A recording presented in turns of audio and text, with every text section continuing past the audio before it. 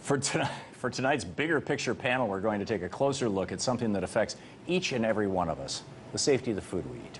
Although food safety is probably something most people take for granted, the facts suggest we shouldn't take it so lightly. According to the Centers for Disease Control, 48 million Americans get sick from foodborne illnesses every year. 128,000, meanwhile, get hospitalized from such diseases, and roughly 3,000 Americans die. These are shocking numbers, and a sign that something is really, really wrong with both how we grow, eat, and regulate our food in America. So how do we get to this point? And what can we do to make sure that every American has access to delicious, healthy, and most of all, safe food? Let's ask three experts on the topic. Joining me for tonight's bigger picture panel on food safety are Colin O'Neill, Director of Government Affairs at the Center for Food Safety, Patty Levera, Assistant Director of Food and Water Watch, and Paul Shapiro, Vice President of Farm Animal Protection at the Humane Society of the United States. It's great to have you all with us. Thanks for joining us. Patty, let me start out with you. These numbers are shocking. 1 in 6 Americans get hospitalized with foodborne illness. 3,000 people die. How is this happening? And why is it, and I hate these moments when I sound like an old fart, but why is it that when I was a kid in the 50s and 60s and even the 70s and maybe the 80s, I don't know, you used to be able to crack an egg and put it in, stir it up with your orange juice or whatever. I mean, a raw egg, and people drank, my father-in-law drank this every morning. This was breakfast. People just didn't, some of these diseases like E. coli H157 didn't even exist. Why are we here? Yeah, there's a bunch of things that have kind of converged. So some of it is that we're better at figuring out what food made which people sick, right? The technology is better to say, we have the DNA fingerprint of that bacteria, and we see that in a sample from a sick person, but that's not all of it. There's clearly other things that have happened. So we now have a very national and international food system, so a problem in one place can end up in a very large distribution chain. So you have a problem in one field that goes into one very large packing plant, gets spread into a lot of packages of food, and ends up in 40 or 50 states. We now have national recalls instead of regional outbreaks of things. And our farming practices and our food processing practices are different, and in a lot of ways they've introduced more levels of risk. A lot of the actually, the couple of food safety issues that are in the news this week, there's always something in the news. There's two stories. That's bacteria that likes to hang out in moist environments like food processing plants, and it likes to live in packaged foods in the refrigerator. And we eat more of that than we used to. Wow. Foods that you don't necessarily heat again. That, so there's a recall in the news right now about hummus. Right. We weren't eating hummus, a lot of Americans, 30 years ago. So we've changed the food processing system as well, and that introduces new risks. Is Listeria, like E. coli, a fecal bacteria? Yeah, Listeria is something that it's found environmentally, sometimes in a field where you're growing crops, but a lot of times in processing plants and moisture and condensation and in drains and things like that. So it can be introduced later in the process. A lot of other things that make people sick, Salmonella, E. coli, we think about coming from feces, and so how that's getting into the food system is another risk pathway. Yeah, and if either of you want to add anything to that, or what do we do about this? Well, I think that Congress responded in kind to this epidemic.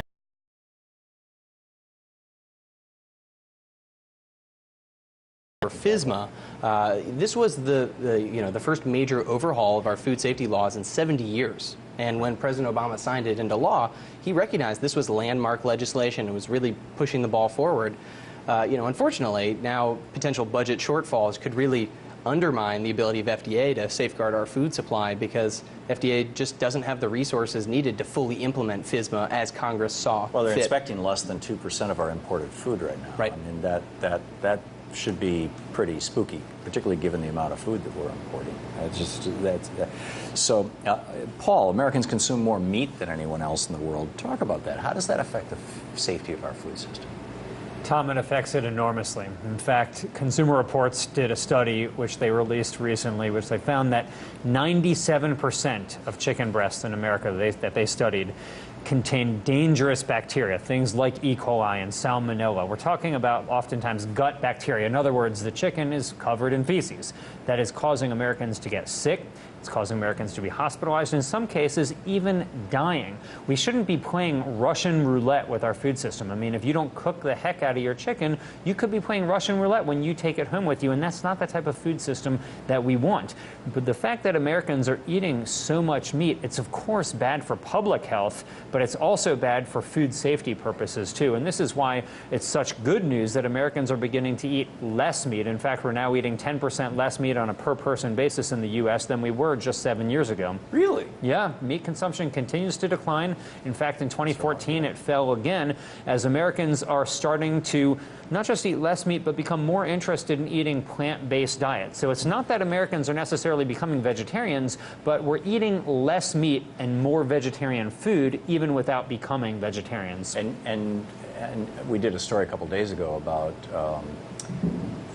I think it's 220 million, either pounds or tons, must be tons, of seafood that we import every year from Vietnam that's coming out of the Mekong Delta, the catfish, and mostly, I mean, these are bottom feeders. This is a river that's filled with human sewage. It's filled with industrial waste. There's virtually no regulation, and this stuff is virtually uninspected. Virtually uninspected. We're having fish who are contaminated, just filthy, filthy animals who are coming in that people are eating.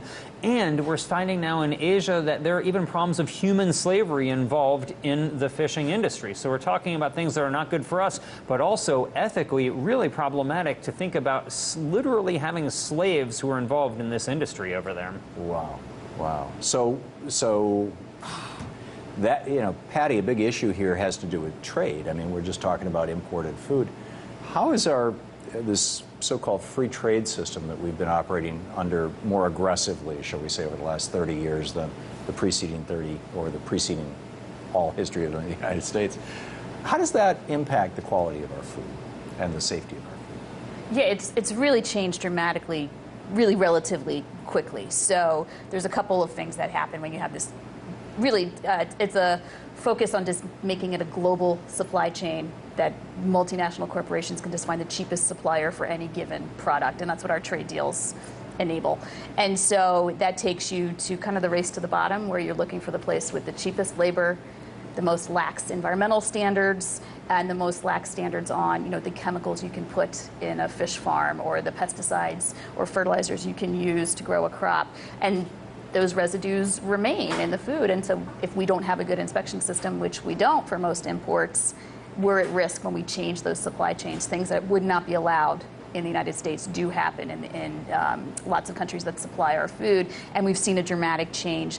And we've seen a dramatic change in the amount of imports we're eating, and that's wiping out the market for U.S. farmers. So we're seeing you know, our ability to raise those foods here be wiped out because U.S. farmers can't compete with that flood of cheaper imports. So we're kind of permanently changing our capacity to feed ourselves if we wanted to switch back to a more domestic system. Yikes. It seems that there are like two competing narratives about food safety in the United States, and they basically have a kind of a political core to them. And I'm guessing the reality is somewhere in between. One being that we really need to have we the people, an agency that is answerable not to profit but to us, making sure that our food is safe, and regulating industry that is providing our food. The other is the more libertarian worldview, which says you don't need any government agency at all. All you need is for the public to be informed, and when people start dropping dead from Joe Blow's hummus, they'll start buying Sally's hummus. You know, it's the free market will solve the problem. It seems to me that that's kind of small solace to the people who got sick when we were figuring out who were the bad guys. But any thoughts from any of you on how we solve this problem? Because these two competing narratives are part of, you know, I mean, right now the FDA and the USDA are both dramatically underfunded, and it's that rationale that's being used. Yeah. Colin, you look like you wanted to say something. Well, I think that one aspect is that we need to make sure that we have strong standards that protect American consumers. One of the aspects that doesn't get a lot of coverage is about preventing food safety concerns from happening in the beginning.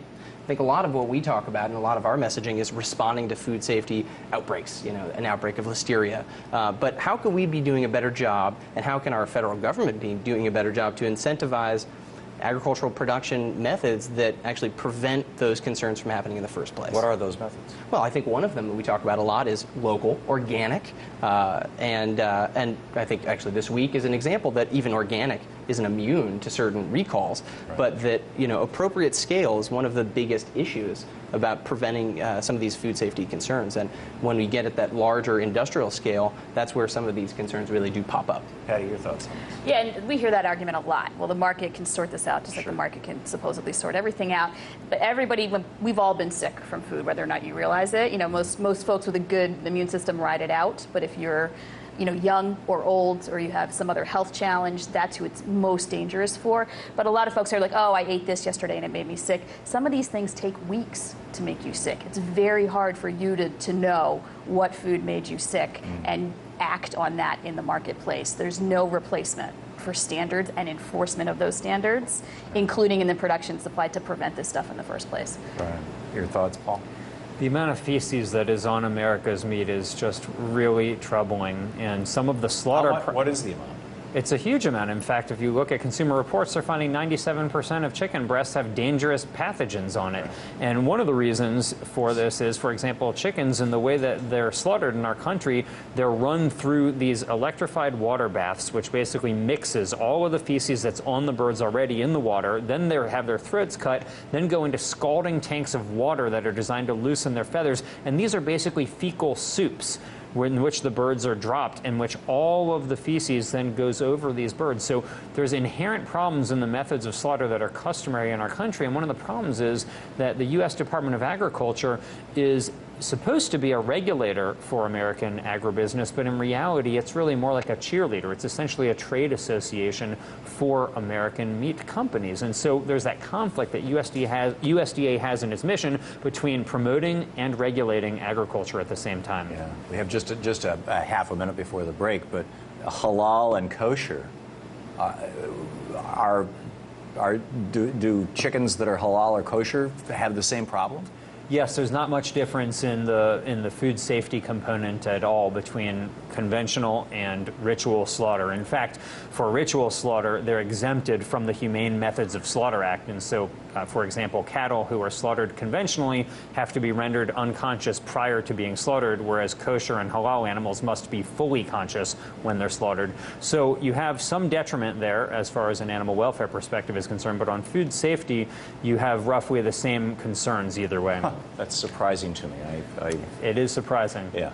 More of tonight's bigger picture panel discussion about food safety right after the break.